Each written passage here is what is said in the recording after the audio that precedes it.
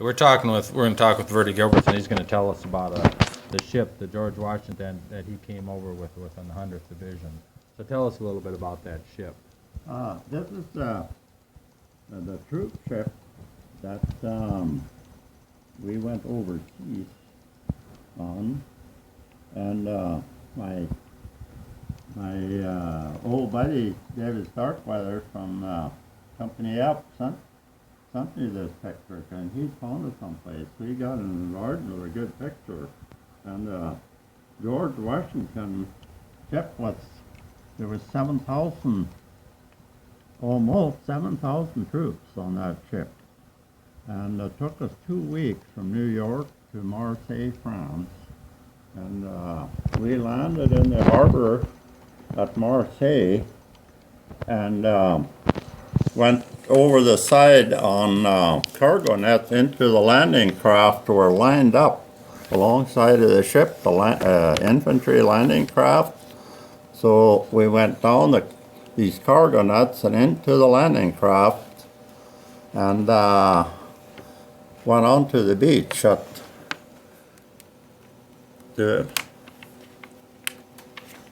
Join the fight.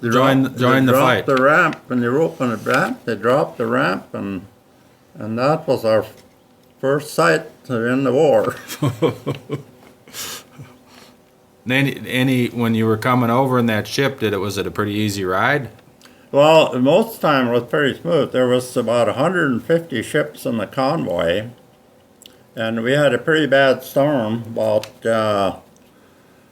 maybe a day or two out of North Africa. We had a bad storm, and our ship was damaged in the storm, and I think that it was in the steering mechanism on the back, on the rudder.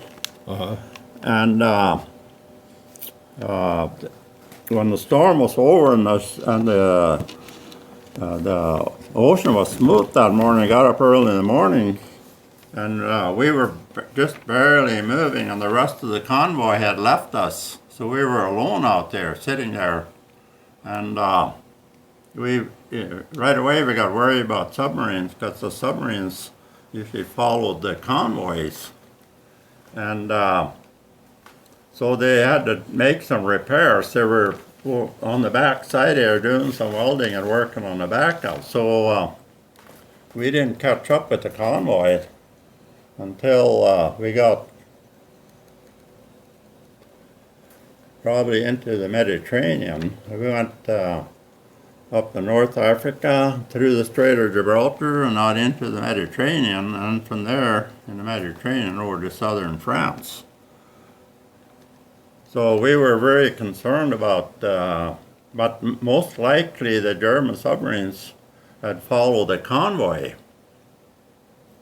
because they had sunk a tanker way out on the edge of the convoy a few days before that. And